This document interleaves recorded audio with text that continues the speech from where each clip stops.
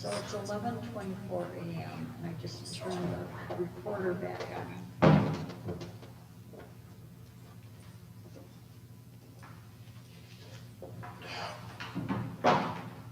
So this is a discussion of the planning and zoning's recommended animal ordinance. And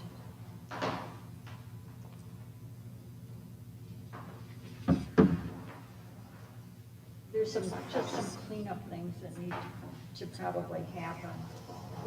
But when I went through it yesterday, it raised more questions for me than answers. It seems to me like it's a good start, but there's a lot of areas we probably need to talk about, and I honestly don't know the best approach to do this. One approach would be we just take it paragraph by paragraph, or we send it to Chris and say, this is the ordinance without my comments, but just a copy of the ordinance as they drafted it and say, these are areas that we have concerns or questions on. Would you put this in a draft ordinance for us to do a final review of? How do people want to approach this? Brant. Let's flip through there's some good notes on some of this stuff. Let's flip through this paragraph by paragraph and we'll see if we're more finished document. Could be able to do it in 30 minutes maybe. Okay, so under purpose and intent, which is XX010, I had just added that this deals with farm animals and domestic, and I think we should just have that spelled out. It's not just farm animals, because the caption of it is domestic animal regulations as well. Good. What are you thinking is the difference between domestic and farm? What are we trying to capture? Like if somebody has a bunch of dogs or something? Or? Okay, so if you look at the definitions on page 2, Lou, domestic animals are defined as animals normally kept as pets by humans, such as dogs, cats, and birds. So those do not fall within the category of a farm animal, which is defined as all animals other than domestic. And so if you're going to, in the purpose and intent, have it be clear, the purpose of this chapter is to allow agriculture and keeping of farm animals on a small scale. It should say, at least the way I'm thinking of it, the keeping of farm and domestic animals, so that we're consistent in the purpose and intent. Does that make sense? Yeah. Then, Because domesticate, to me, just common knowledge of domesticated animals are farm animals. That's why to me it's a confusing wording. Yeah, but you're talking about domesticated animals are farm animals, and there's typically your domestic animals are animals that live in the household, yeah. And that even is a little fuzzy these days. I mean, people have pigs, you know. There are a lot, I've seen pigs walking through in Albuquerque, people walking their pigs. yeah, the Vietnamese potbelly pig is really popular in the Twin Cities. Yeah, that's what I've seen. Yep. But When that's they're how, inside, they're domestic inside your house. Yeah, exactly. Any animal that's inside your house is a domestic animal. so then my suggestion under the definitions was to label like agriculture A, and animal processing B, put in subsections so that if you're referring to a definition, you can refer to XX.030A or Z or whatever. So like I said, some of this is just kind of cleanup, but there are some definitions that I think are missing. And one is animal noises. What constitutes an animal noise? Because this is where we start going down the slippery slope of barking dogs, animal noises. And then bees, we should have a definition for bees, because people we have beekeepers in town, and some of this, there's a part in here that refers to honeybees. So we should probably have a definition for bees.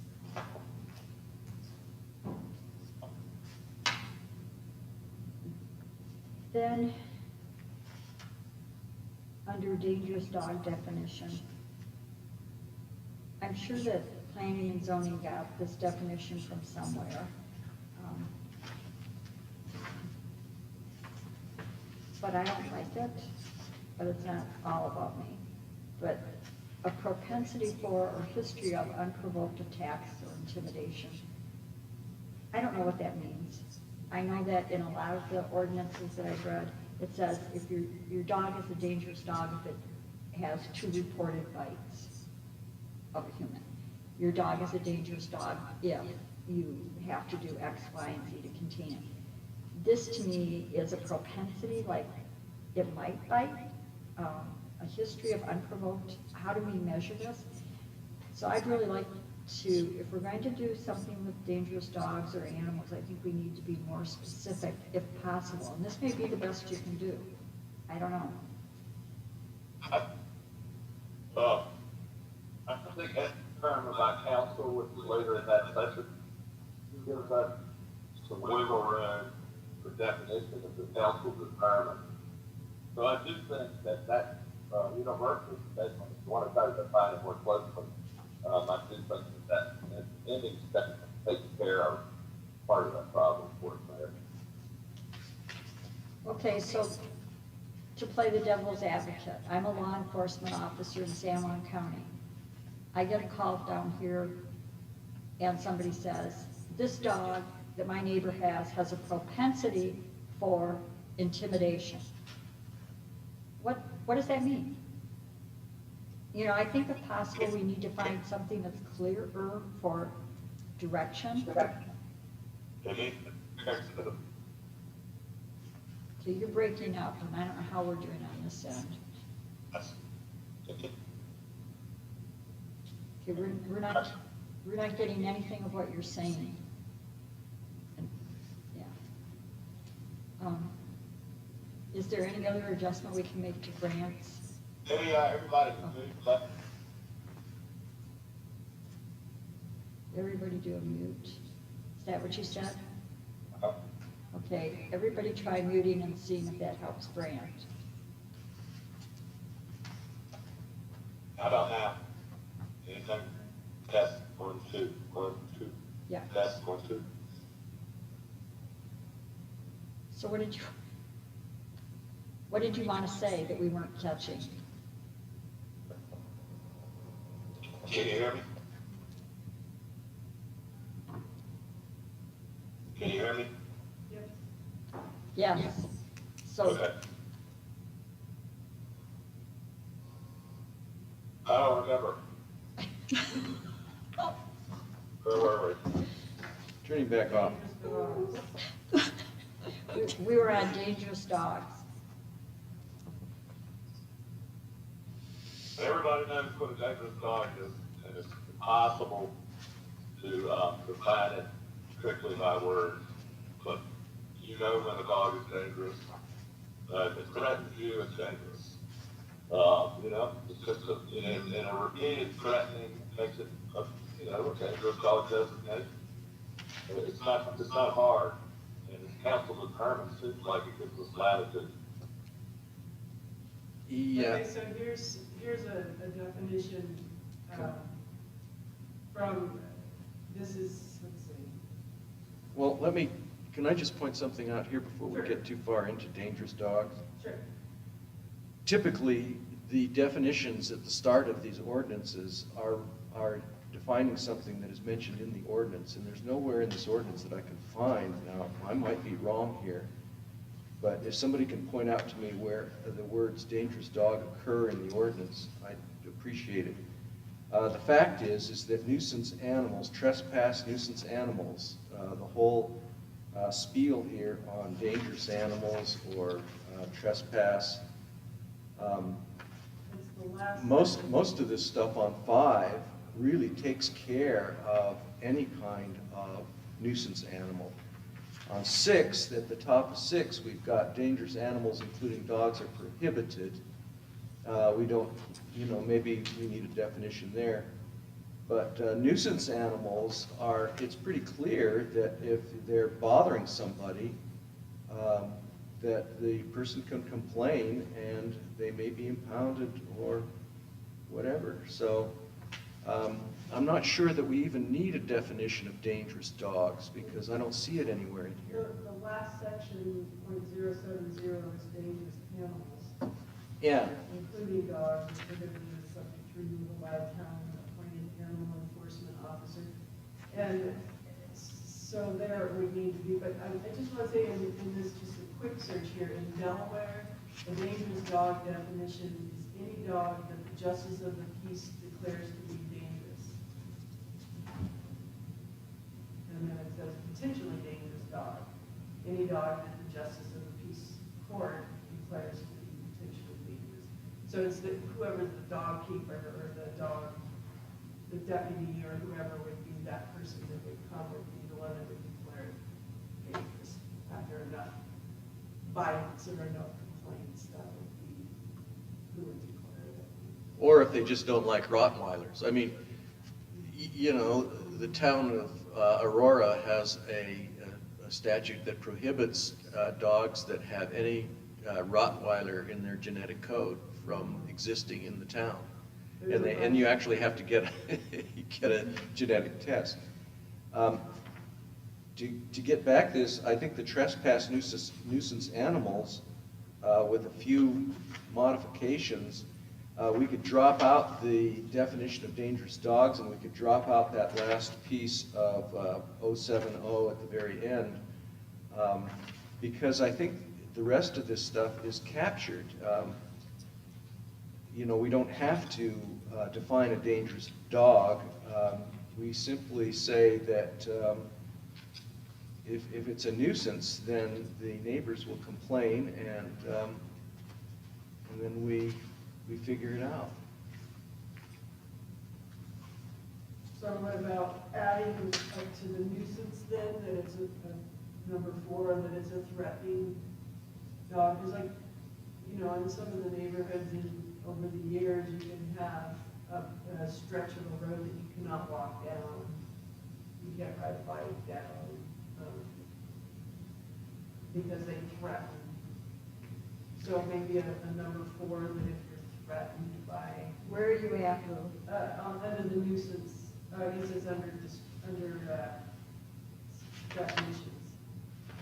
Definitions of nuisance, of animal noises, trespass, odors, and then the 4th would be threats. Those are nuisances if you cannot walk the sidewalk in front of the house, or you can't ride your bike without, you can't send your kid down that particular street because there's a dog that comes out or whatever. Dogs should be under voice or leash control at all times. This is trespass nuisance animals 060. And I think, Ann, I can't read your writing there, in the absence of fencing, something. Yeah, so I think there's some modifications we can make to that. But yeah, I've been threatened by dogs that ran out at you, but they weren't fenced in. Dogs that are fenced in or on the leash typically are not a threat.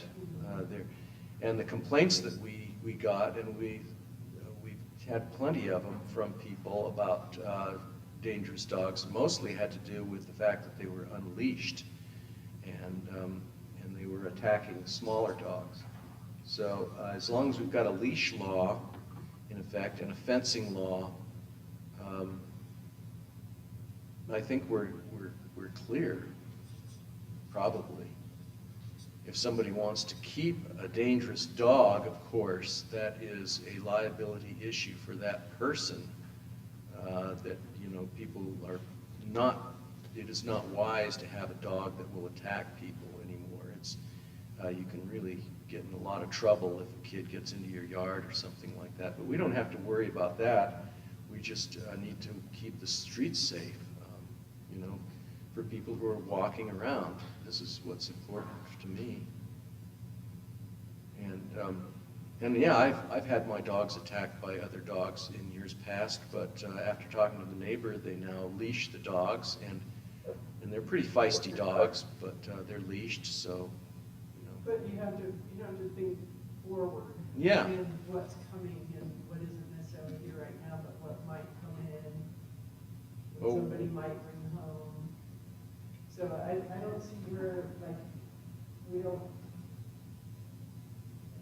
I don't think we have a leash law. We do. Where does it say that? It says dogs well, we can get rid of voice. Dogs should be under leash control at all times. What do we want that? Cite to where you are. I'm at 2X's, I guess that's 20060. Trespass nuisance animals, B. And you made an extensive note after it. So we get rid of the voice, keep leash control, and then people are on their own. Well, I think that I have more control as long as the dog's over my head. I'm okay. I think that the voice is fine, and otherwise you have trespass animals. Otherwise, it's gonna have to be on a, Yeah, for instance. But I'm still not sure where we protect from dangers that can take out 070. Or a threatening dog. Like if you have a dog that threatens kids or whoever, bicycles, What if they're behind a fence? then that's not a threat.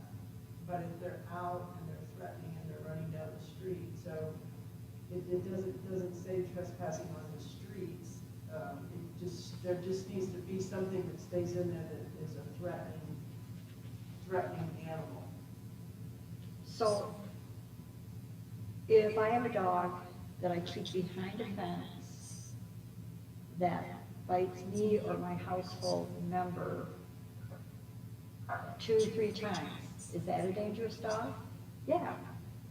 I really think defining dangerous is really important because that dog may be behind a fence in my yard, but it is, if it gets out, if it escapes from me, it's on the street. Now you've got a dangerous dog on the street and you're defining, in control of your yard or whatever. I just think we need to look at the dog thing differently. I don't know. I don't mind trying to make a new life to work that way, Mayor, because it is difficult. But I don't think we need to take a lot of this. I think we put together pretty well, really, this ordinance. And I like your idea for correction. I think the details that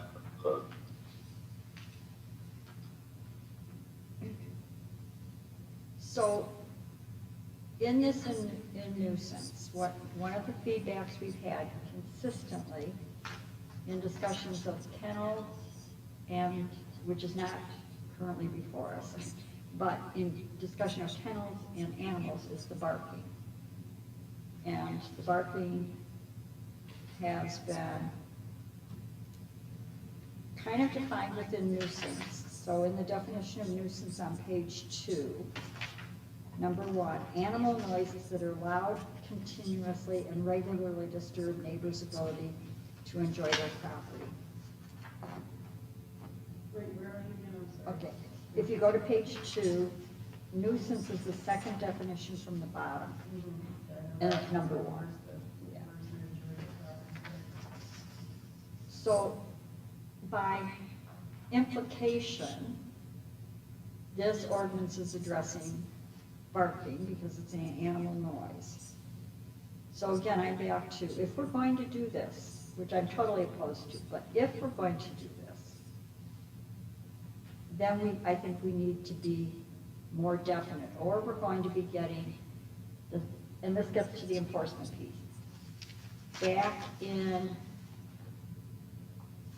it was 2 years ago, Deputy Freestone came up and had a very long conversation with me about Bluff's lack of a barking dog ordinance or an animal ordinance. And his mission was to tell us that we should have an ordinance because the sheriff's department had gotten multiple calls at 4 and 3 a.m. about barking dogs. And so, in terms of when we get to enforcement, how are we going to enforce things, and what is an officer or the council going to enforce? What's a loud, continuous noise? Are we talking about barking? Because if that's what we're talking about, let's say barking. Because otherwise, so my neighbor got 2 donkeys. So if they bray loudly, is that a loud, continuous noise? How do we define it? Is it continuous? I can't hear it. I'm just throwing that out as an example. Well, you know, it's really up to the victim here to bring attention to the problem, I think. With an ordinance like this, we're not going to go around and check to see if donkeys are braying all night long. I'm not going to. So if you've got a problem next door, I think there should be some remedy for it. I know that I have neighbors who have been very, very, you know, it's just driven them nuts. And in the past, I've lived in places where I basically moved because the dogs are so awful. So you're talking about barking? Yeah.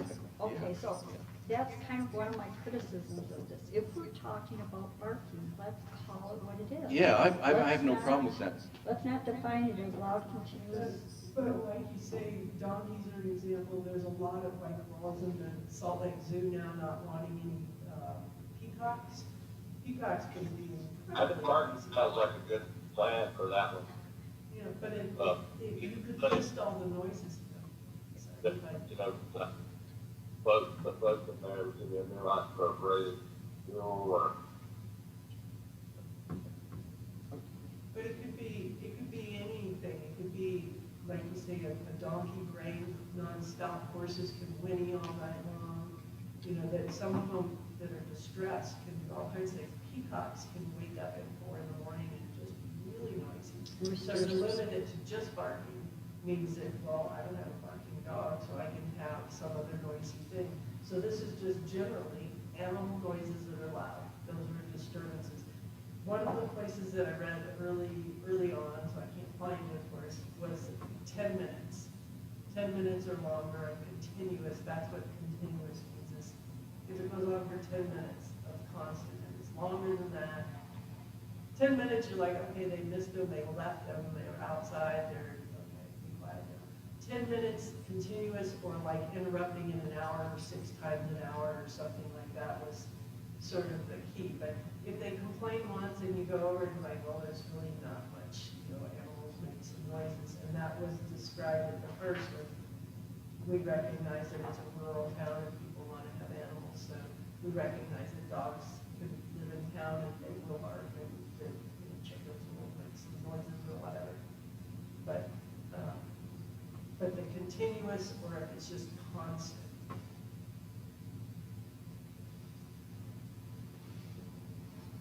You had objected to the whole ordinance?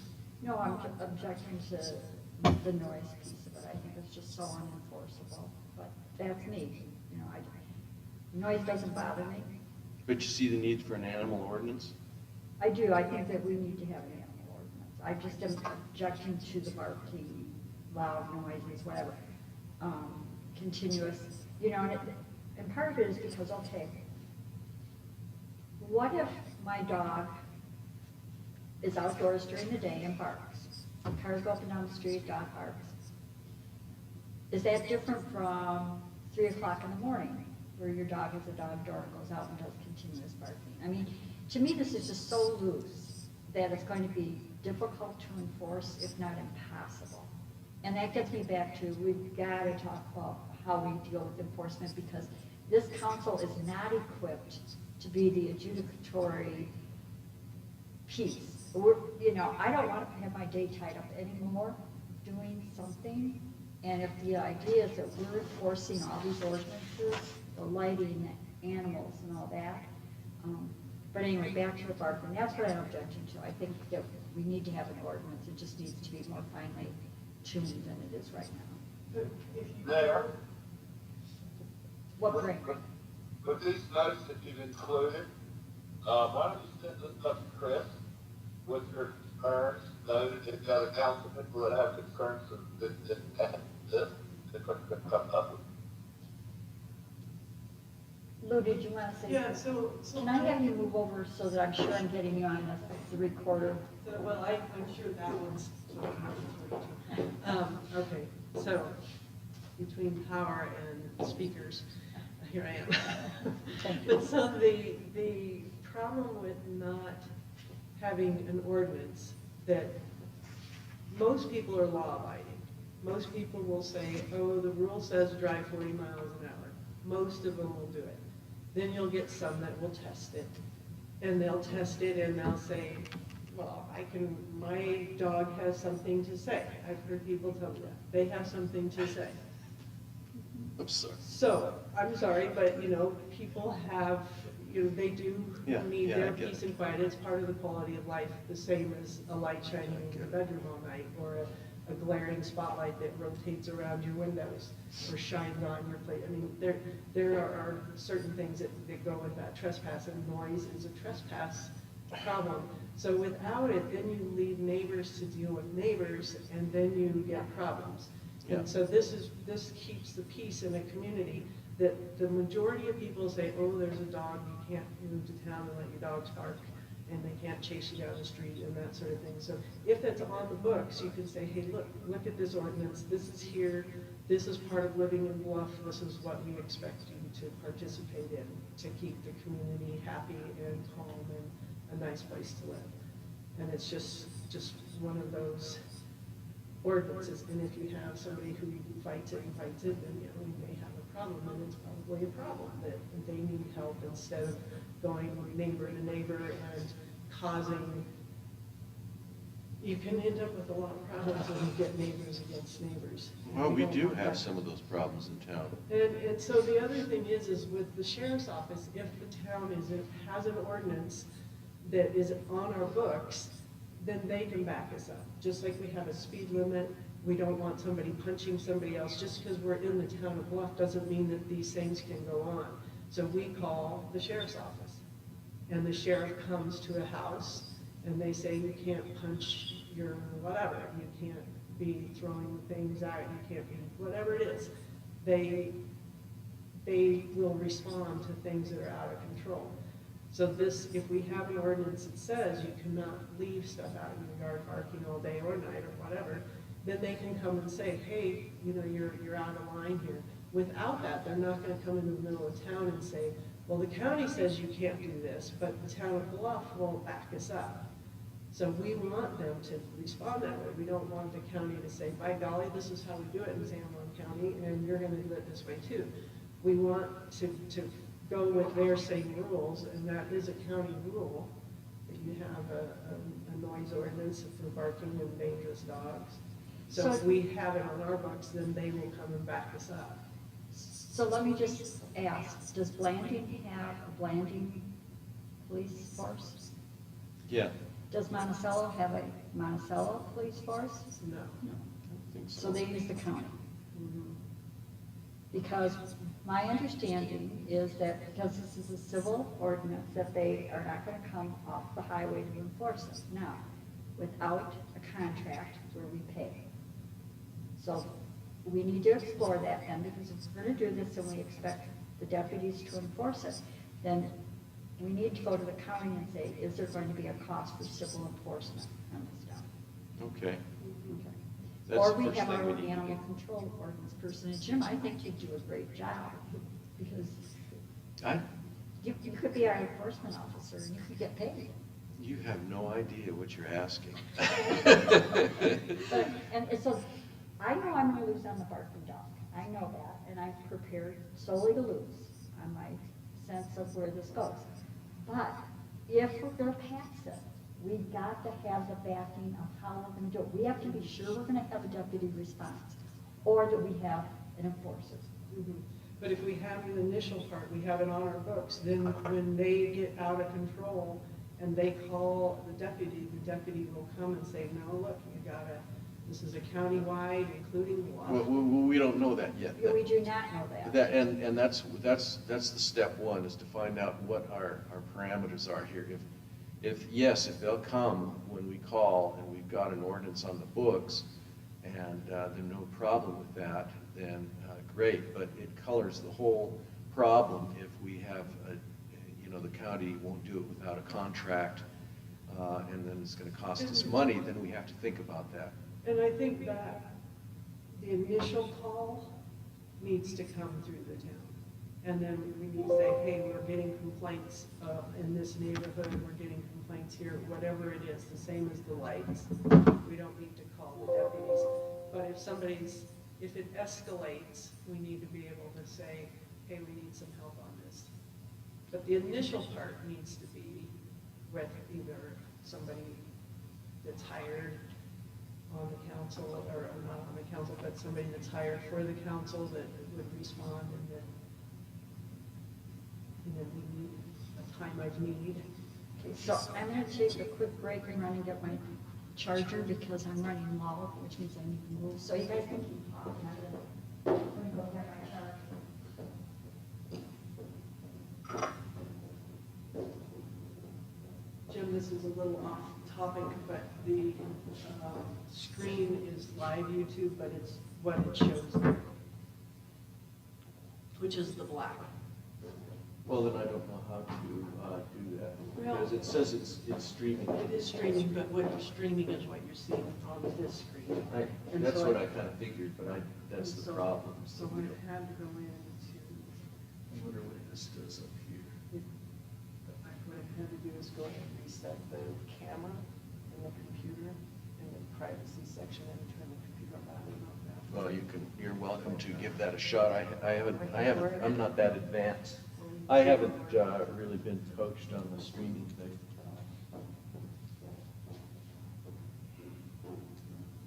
I tend to get it to a certain point and think it's good enough, Okay, everybody bear with me for a minute. and leave the rest to Krieg if he ever comes around. Right. Well, I think is he hired? Like, I wasn't in on any of that. Is he Well, we have hired? formally approved his salary, but basically, yes, he's been hired. Because I can show him if that's okay. Well, he probably knows more about it than both of us combined, actually. But it just needs that started.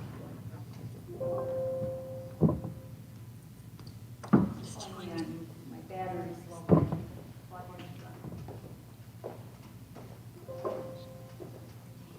You can plug into this up on the top here, if that helps.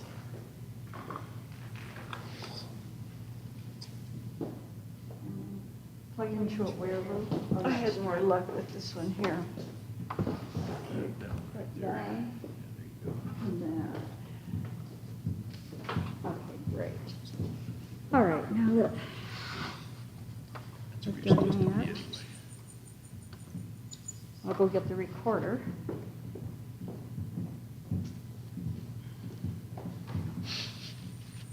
Sorry, everybody. I'll learn how to use this computer yet. So on this animal ordinance, it seems to me that I can clean up some of the typo, grammar kind of things. Do the changes on the numbering and the, yeah, thank you, the A through whatever on the definitions. Yeah. I can check with San Juan County to see about enforcement, what we're talking about. And hopefully be able to bring back to the council on the 5th to have a discussion about and any further revisions or changes. Does Yeah, I think that, that's an idea, man. We should do that. I'd like to talk a little bit about code enforcement officer, maybe think about advertising for a part-time they could do lighting and this and other things that come up if enforcement's necessary. I'd like to think about trying to create a career path for someone local or a good part-time job, so this is not called enforcement. So another option might be to have like landing animal control officers come down. It might be something that we don't need the sheriff's office to just have their animal control on a per job. Sort of keep, and that saves all of us from having to do that, you know, again, try to keep a community and not be the enforcement knock on the door kind of thing. If you have somebody that's got that official role that comes down and says, hey, here's what you can do to make this more peaceful. Well, if we can get the county to do it for free, that's what we probably ought to do, and if they can't do it without a contract, then we can consider those ideas. Okay, I think my computer just shut down. Code enforcement, building inspection, animal ordinance, I think you kind of create a spot, but we'll stay pretty busy over the next 5 years. Why did it do that? So I don't know what my computer just did, but it just shut down, You so. could use that one because it's this camera. See that? You become secure. This will work. This is, I'm sure this has got power to you now. Try it. Let's- Oh, these are the quirks we're gonna have to work out. It's in going the to come system. back on now. I think it Oh. shut down because I don't think this one's probably on, but I'm not sure.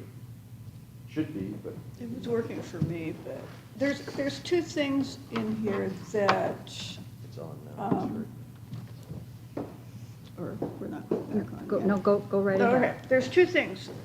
Since we're under nuisance, number 3 says odors or offensive or noxious smells. I would like to include abundance of insects. Because, you know, we have people getting more animals, more big animals. They generate a lot of manure. People, property owners have got to take care of that. I mean, there's ways you can treat it, you can spread it around, you can do different things, but if you have a big pile of manure, you're gonna get a ton of flies. Your neighbor is possibly going to be impacted. And so you want that added to nuisance? Yeah, to number 3. To number 3, okay. Go to that. Other one is on page 5, H, which is the very last one before danger to animals. The feeding of feral cats is discouraged and food left out for feral cats is subject to removal by a town official. I don't think we can go on people's property and remove anything. I mean, plus then where the cats go? They go to the neighbors' houses. But the big part, I mean, maybe it's, I don't know. The people who do that are never really discouraged, but we cannot, in my opinion, remove something from someone's property. So maybe just stop it at the feeding of feral cats is discouraged, and then it goes back to the nuisance of trespass animals and whatnot, but it would just leave it at that without removal of the town official. You guys have no sound. None at all? Yeah, we don't have sound out on the internet. Were we using your microphone, Ann? My microphone.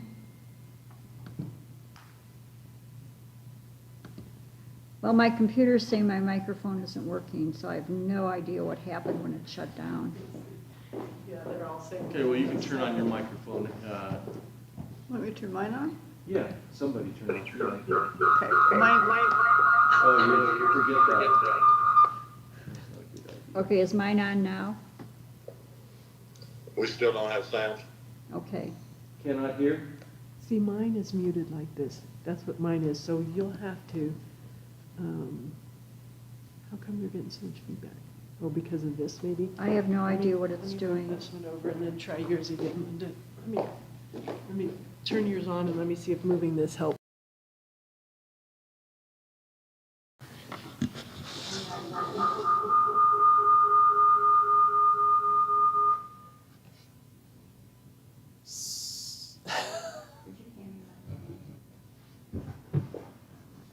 What if we turn this one? You can always just leave it plugged in and move back to where you were. I didn't do anything to my computer. If you turn your phone. Are you hearing that, Brad? No, can you hear it? Can you hear us now? Can you hear us? Okay. You can hear now? Jen Oh, is saying, perfect. okay, Thank you you. can hear us? Okay. Thank you. So that did it. So this one's on. Okay, as long as they can hear us, that's the main thing. So I'm not sure at what point we were not. What did you turn on? Linda was suggesting, So they're hearing this. page 5H, Probably hearing. feeding of feral cats is discouraged and stop at that point. And removing things, which is a good point. Wait, are they saying they can't hear us? So Brand, are you still able to hear us?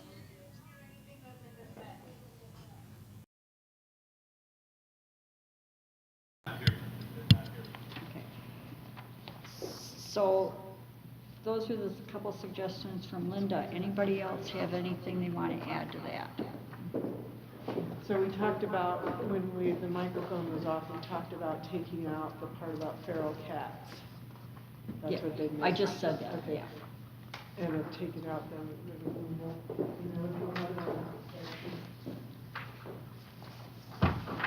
The other thing I think we need to do is we need to add to this dog licensing. And I gave you an example of what Blanding has, but I think this is the point we need to be also adding in. Okay, now we're getting some really strong feedback. Okay.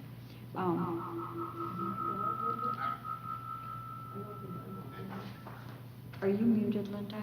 Muted, yeah. Is that the mic on from the meeting? It's coming from, But I'm not on the meeting. okay, I'll try leaning back and see if that helps. Anyway, I'd like us to consider doing dog licenses as well, because that's one way to be able to track animals. So that just gets, I think, gets us to number 6, discussion of enforcement in general. And Brant, your idea is to do a code enforcement officer part-time? So what areas would a code enforcement officer be responsible for? What are you thinking? On the lighting, dog, and building inspectors, ultimately, once they're accredited, like to try to get those in-house if we can.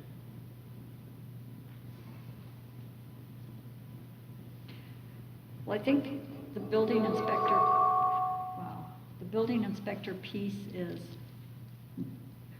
maybe a separate, bigger piece, because that kind of goes with the 3 inspections you have to get your building permit. And right now, we have San Juan County doing it, and it seems to be working just fine. So maybe leaving building off.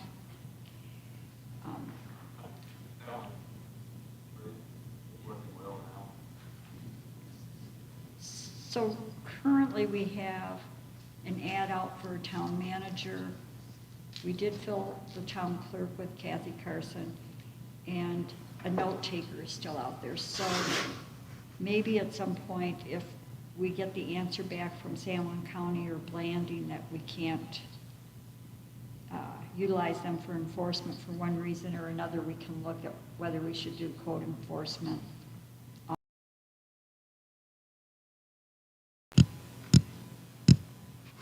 One of the other things I wanted to point out is the logical kind of sequence to doing this ordinance with enforcement is, I don't know if I have it with me, is we end up with having to look at if you have a barking animal, dog, I guess it would be. If you have a barking dog, for example, then after a visit or two by law enforcement or sending letters, and that person still fails to comply, then are we thinking that we want to do citation work or impounding? How is that going to work?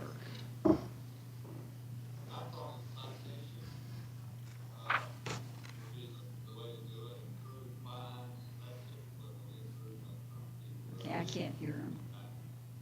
No, I don't, I think he needs to speak louder. Brant, I know you're talking, but I can't hear you, and I don't know if it's coming through to everybody else who's online. You want to mute yours and I can turn mine up? Yeah. When you try, mute yours and I'll turn mine up. Turn your speaker off and I'll turn mine on. Mine is off. Can you hear? Okay, mine is off.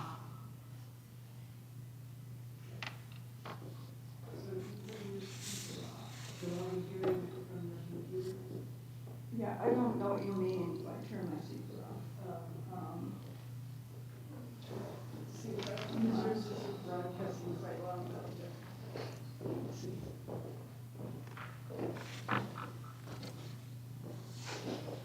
Okay, now I'm Okay. trying to.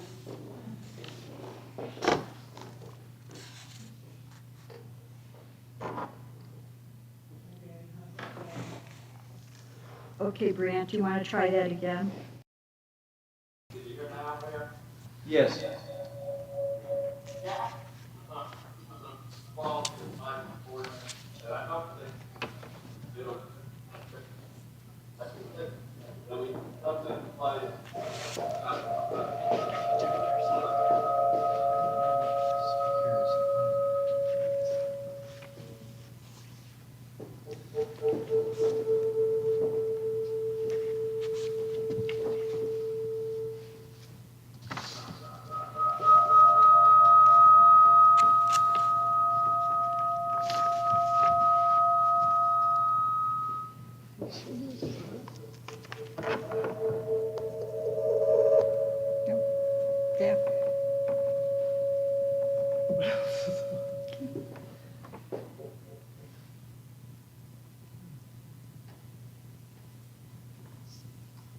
So did that work?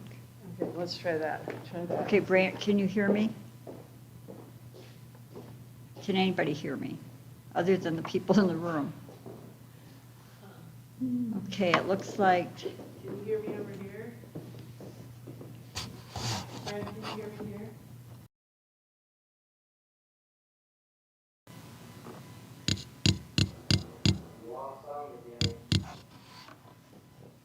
Can you hear us now?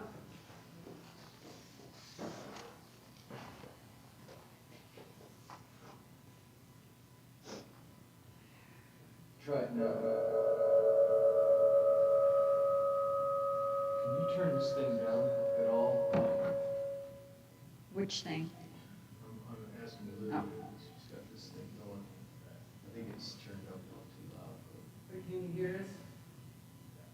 Can you hear us now? Okay, well, let's try that. Mine's just turned way low.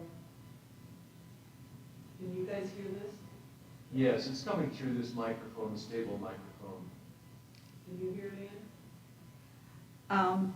It looks to me like the recording's picking it up, which is the most important part. Brant, can you hear us now? Steve? Okay.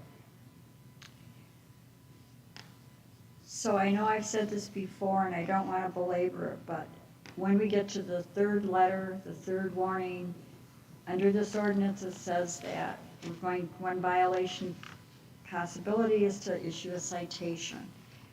So if we're going to move into true enforcement, we're going to have to look at, if we issue a citation, who issues it? What's the format for the citation? Who hears the objection to the citation? What does an appellate right look like? Same thing for animals being impounded.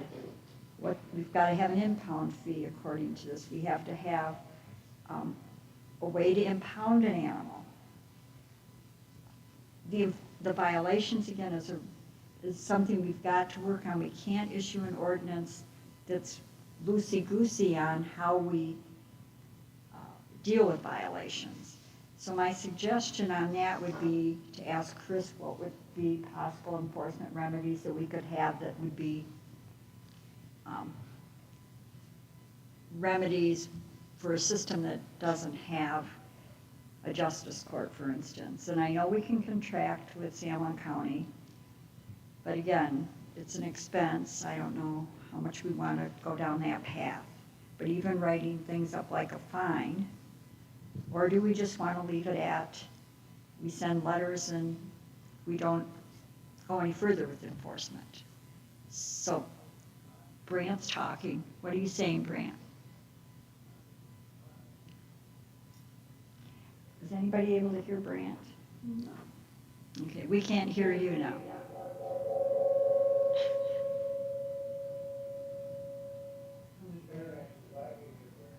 Yeah.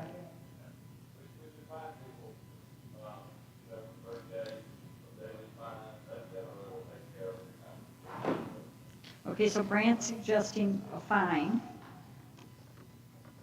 which has to be done by a citation, so they've got notice, and then a due process method for contesting a fine, and then how do you force payment? I mean, I think we need some work on this piece, unless somebody's got a better idea. I agree, it needs a lot of work. My ex-husband was an animal control officer. He had uniform, vehicle, gun to dispatch, shelter, court system. I mean, and it was a city. In the city, they can do these things. We have to figure out how it will work for us, and it's enforceable.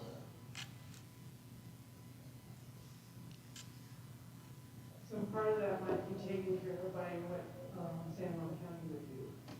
And refer it to, when we set our basic thing, and if you say you have a fine, and then they're not, it's escalated.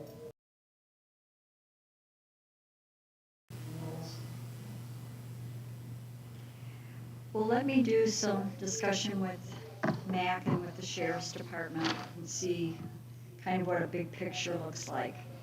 And I'll try to get as much information with all these resources as I can before the meeting on the 5th. It may be that we just go through another draft set of concerns or whatever. So, any other ideas on number 6 enforcement, or do you want to hear about number 7? I just want to, so on the one that wasn't mentioned about feral cats, we could do something like this, or about 0.070, that it would be removal by a town appointed animal enforcement officer for the food that could be left out. If we have somebody that's been contacted and they're leaving bags of food out for the feral cats, instead of taking that whole part out, I think it stays stronger if it says there's a town appointed animal enforcement officer could go after they talk to them. It wouldn't be the first thing, they don't just walk in and take it off the porch. But it could be, I think if you try to imagine the animal officer going every single day to the same 1 or 2 houses, a couple times a day to remove food. It's, A nuisance. it's a huge nuisance. Then you would move on It's- to the next step. I mean, nuisance. A human, yeah. It's easy to define a nuisance, I think, you know, a nuisance is self-definitional, almost, you know. I feel like I've become, in that definition, a nuisance, you know. We in government don't think about that. Um, They can't make us illegal yet. You know, I think there's a due process issue, though, of anybody going onto the land unless we really have it written carefully. So that's an area that we can ask Chris to address and make sure we're not getting ourselves into trouble. I have a meeting at 1, so I would like to go to. Number to 7. continue. Okay, I'll work on what we've talked about, and I'll try to put things together in a packet before the meeting, a few days before. Community Development Block Grant Workshop is mandatory from 8 to 4, I think it is, up in Salt Lake City on April 26th. Now, normally that would not be a problem for me to do this, because I'd like to be the one to do it, but the Utah Rural Leadership Academy that I'm in, we're starting our 3rd tier on April 26th, and it's over in Ogden from 1 to 3 or 1 to 4 the same day. I can't do both.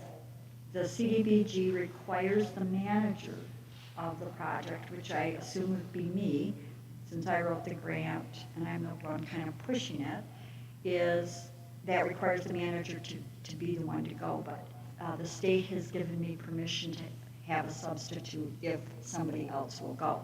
If no one else can do it, or will do it from the council, then I will not go to the rural leadership component, which is not being done virtually because it's too complex to bother to explain, but they're not doing it virtually, it's an in-person thing.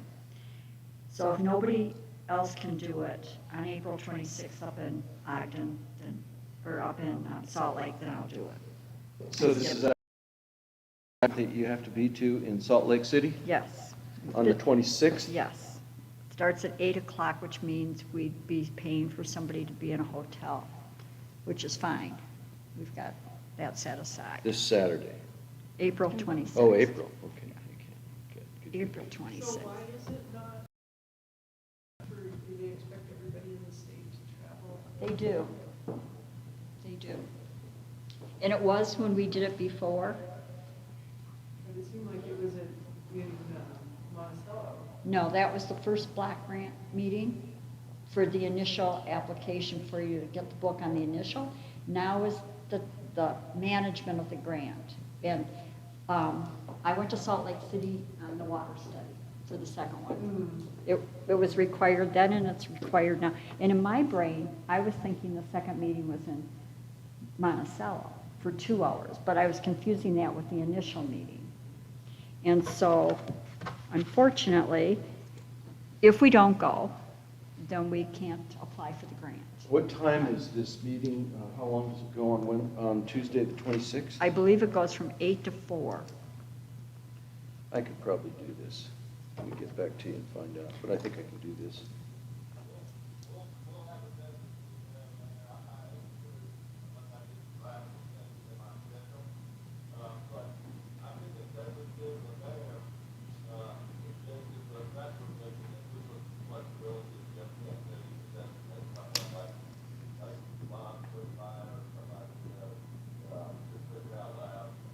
Okay.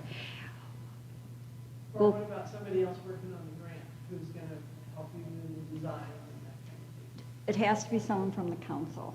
And the rule is really clear that the manager, the person who went to the initial meeting, which is me, is the manager. And so the manager is expected to be at all the other things, but they gave me permission to substitute a council member, not just anyone. And that's, again, if it's problematic, this would be my priority for the town, to not lose that ability to get the grant money.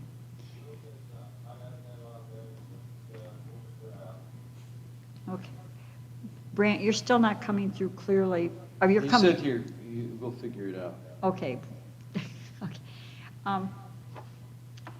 Then I'll have that on the agenda on the 5th, but we can work one way or another. We'll just make a decision. On other, I just want to give you all a heads up that in looking at alleys and right-of-ways and all of that, when I was trying to sort out in my mind what we had to do, we have one request from the title company in Monticello that sat on the county's desk while we were trying to figure out the transfer of alleys and right-of-ways from the county to the town.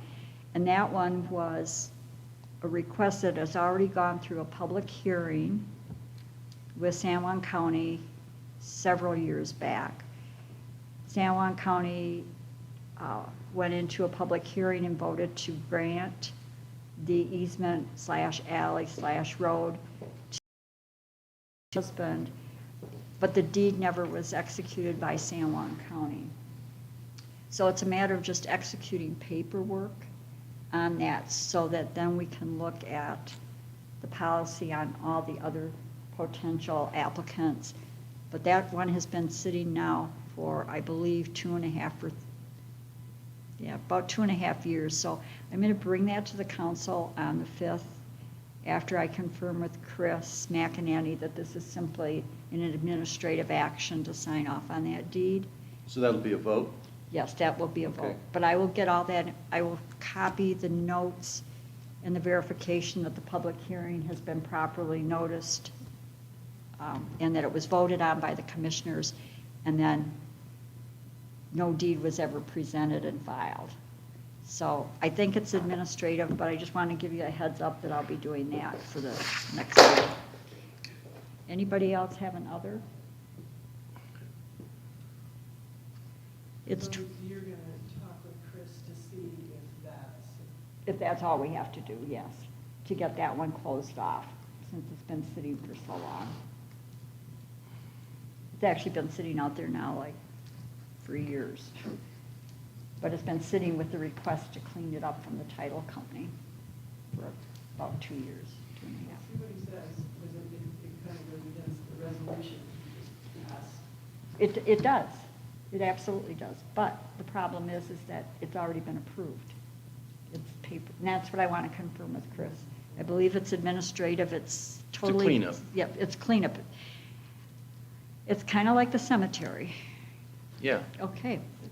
Any other?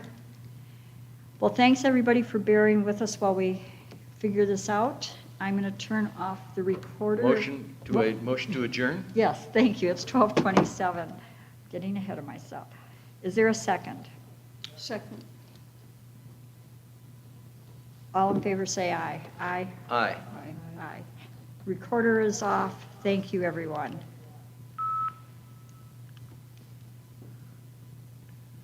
Okay.